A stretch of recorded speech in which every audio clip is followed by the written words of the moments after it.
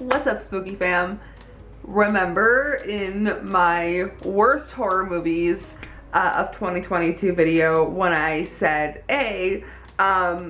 these are my choices. You don't have to agree with these. It's totally cool. And 2B, I couldn't rank, I couldn't even like gather my thoughts on my top horror movies of 2020.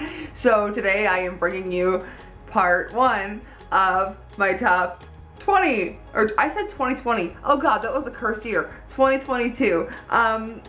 My top 20 horror movies of 2022. There's too many 20s going on here. I'm getting ahead of myself. I have 20 movies to talk about with you guys, and these ones are the ones that I feel like you guys should go out of your way to check out. If you haven't already, put these ones on your watch list.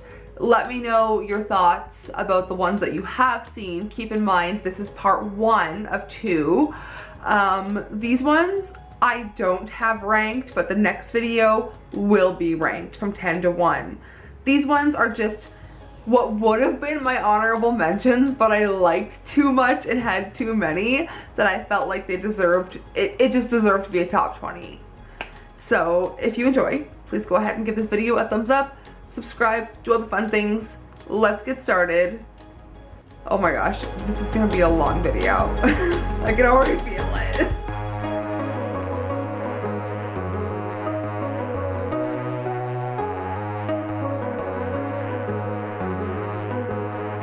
Starting off with number 20, we have a movie that we just actually recently checked out, I would say about a month ago, and it immediately went on my honorable mentions, but like I said, I liked these enough for them to be in my top 20. So at number 20, we have Nocebo.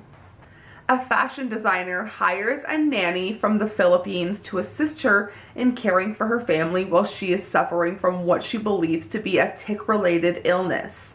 The nanny uses traditional Filipino folk healing techniques to help her, but in the process of doing so, she uncovers the horrifying truth about why the nanny is there in the first place. And this movie has to deal with sweatshops and taking advantage of people in a situation that is lesser than yours, and a hierarchy when it comes to fast fashion and how you get there's a line in this movie when the nanny asks who made the clothes, you know? Eva Green says something along the lines of, those are my little helpers, or my special little helpers, and she's referring to the people that are making her clothes for her fashion line. And I mean, like, that just kind of puts the whole movie into perspective right there, and I felt like that was a theme that doesn't get talked about enough. I felt like the Filipinos are really getting, with Triangle of Sadness, with Nocebo, we got some really fantastic roles and some fantastic characters that were given to us, and they felt really real in both movies. But Nocebo, fantastic, check it out. Felt a little bit, near the end, there's just a scene, I don't want to ruin it for anybody, but there is a scene that felt like it wasn't realistic, but it's fine. I just really enjoyed the themes of the movie itself, and I just felt like it was really strong in themes. Moving on to a movie that was just pure fun, and if you're a horror fan like me, I feel like you will really appreciate Scare Package 2, Rad Chad's Revenge, and if you haven't seen Scare Package Part 1, definitely check that one out as well. Following the events of the original, with the survivors attending the funeral of Rad Chad Buckley, which quickly devolves into an elaborate series of death traps centered around Chad's favorite films, forcing the guests to band together and use the rules of horror to survive the bloody game. And you'll notice on this half of the list, I am very biased with my thoughts about anthologies. I am a big fan of anthologies, and this one really delivers. It's just, as a person who consumes so much horror content, obviously you can see around me, I feel like this one really gave us as a horror community what we needed in a silly comedic anthology, horror anthology. Next is, I am a big fan of Peter Strickland, and I feel like this movie just deserves to be on this list because there's one key thing that is stuck in my brain from this movie, and it is the flanger. And it is, every time I just, a joke, it's the flanger, you know, like if you've seen it I feel like you'll understand. But Flux Gourmet is a fantastic, just weird, I love sounds, I love gore, I love weird, I love Peter Strickland, and I feel like this gave us everything that I enjoy. If you guys haven't seen The Duke of Burgundy, that, not a horror movie, but a fantastic erotic thriller. Am I Darren Van Dam? Yeah. At an institute devoted to culinary and elementary performance, a collective finds themselves embroiled in power struggles, artistic vendettas, and gastrointestinal disorders. And if this sounds up your alley, just go into it blind. Take my word for it. It's a very fun movie. Moving on to our next movie on the list.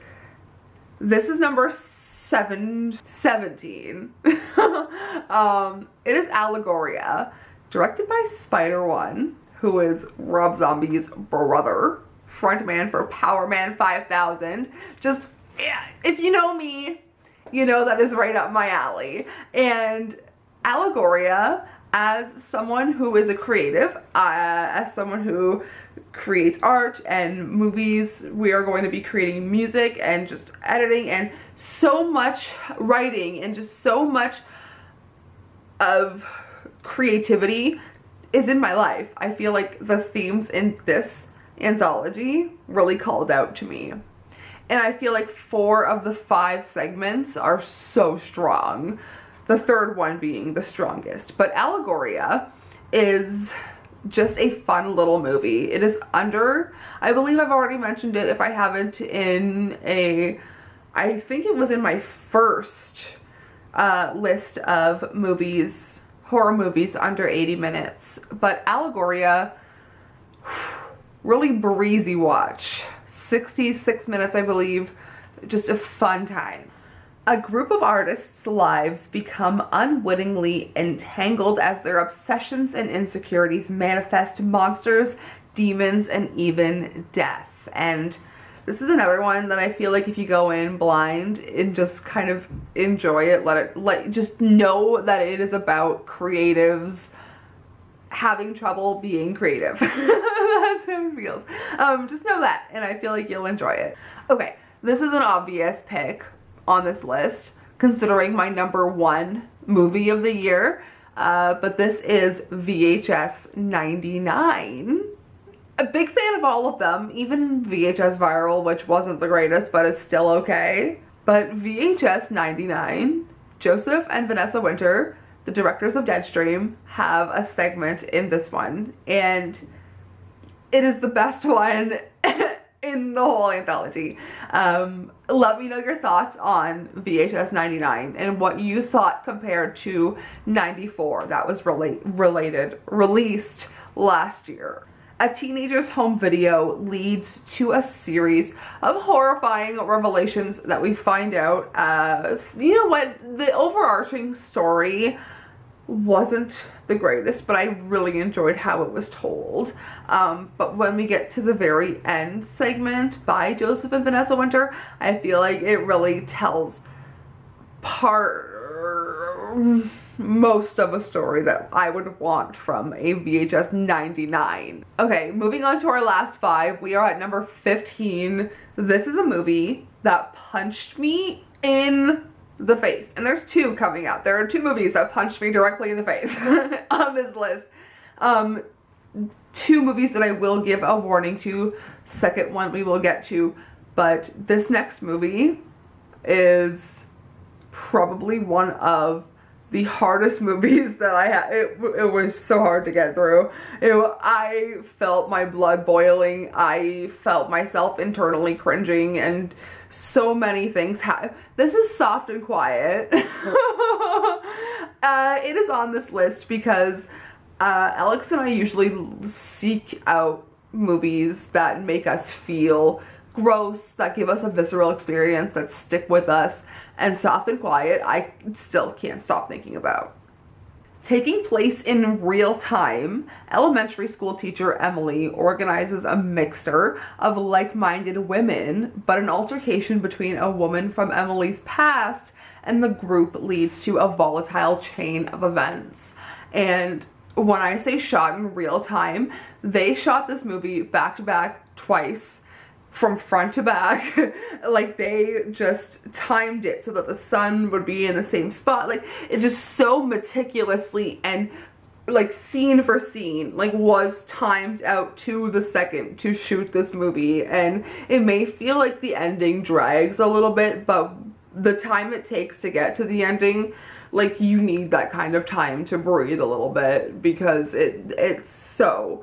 There is a scene in the beginning involving a pie that I feel like sets the tone for the movie, and there is a scene, I would say 3/4 of the way into the movie, involving a bottle, that I feel like that scene needs the warning. So if you catch my drift, if you haven't seen it, like, please be warned, that movie is intense. Deserves to be on this list. Moving on to a movie I've already talked about in my surprising horror movies of 2022, that is Hatching. I loved Hatching. I love practical effects. 12-year-old Tina is desperate to please her mother, a woman obsessed with presenting the image of a perfect family. One night, Tina finds a strange egg, and what hatches is beyond belief. And I really just enjoyed the little creature in this film. It was just so cute, but creepy. Next is a movie that I genuinely did not think I would enjoy whatsoever. When I first heard about Bodies, Bodies, Bodies, it was mentioned by Intricate podcast that it was Among Us, the game, in real life. I am familiar with the game, but I've never played it. But as one who really doesn't enjoy stuff like that, I felt like I wouldn't enjoy the movie because of that. But that aspect with the flashlights, having to figure out which one was the imposter, I feel like that really added to the story. I didn't think I would like it because of Pete Davidson. I'm gonna be honest with you. I really thought, I didn't think that I would enjoy him in that kind of role. But what happens with his character and the payoff at the end, that really sold the movie for me, regardless of my, like, disdain for Pete Davidson or not. And it's not that, he's a meh guy, okay? I'm just gonna say it. When a group of 20-somethings gets stuck at a hurricane party, a game gone wrong ends with a body on the ground and fake friends at every turn as they try to find the killer among them. And let me tell you, I feel like Rachel Sennett carried this movie on her back. She was so funny. She was just so... I know this movie wasn't necessarily like a true, like, horror movie, but it definitely was a slasher. It definitely was like... I don't know, like a tense, funny, just a modern slasher, I guess. I guess I'll call it that. Okay, my last two. The number 11 that I will mention just about made my top 10, and that's why it is number 11. But number 12, I kind of went back and forth for a little bit debating on what it would be, and it ended up being Crimes of the Future by David Cronenberg. Like I've said a million times, we are sluts for David Cronenberg, for both Cronenbergs here. Hell, if there's a third Cronenberg, throw him in. But something about just the body horror, the things that make you think about the skin you live in. It's just, it's so good. And I don't know, I really enjoyed Lea Seydoux in this movie. She was so hot. I am really turning into Darren Van Dam.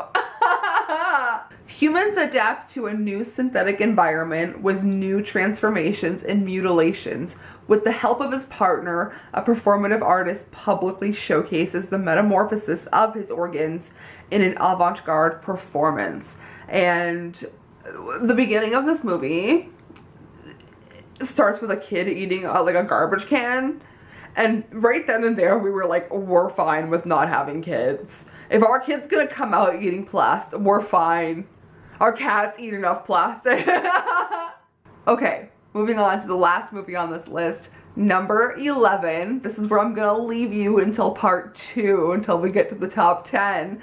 But number 11 is Holy Spider. And holy shit, Holy Spider was such a good movie. If you guys like true crime, if you guys like movies about a dark, seedy underbelly in just happening where it shouldn't be happening, I feel like Holy Spider is just gonna scratch that itch for you. It was just so, we were lucky enough to get a screener for it before it even came out. Thank you, Utopia Films. I don't know, Holy Spider was just, it was something else. That was one of the, like, oh, I didn't give very many, like, newer movies 5 stars last year, but that got a 5 star. 5 out of 5. Hands, it was so good. A journalist descends into the dark underbelly of the Iranian holy city of Mashhad as she investigates the serial killings of sex workers by the so-called Spider Killer, who believes he is cleansing the streets of sinners. And if that sounds up your alley, I encourage you to go in blind, because it will be a visceral experience that just, it's not going to be like soft and quiet, but it's going to stick with you in a very visceral way.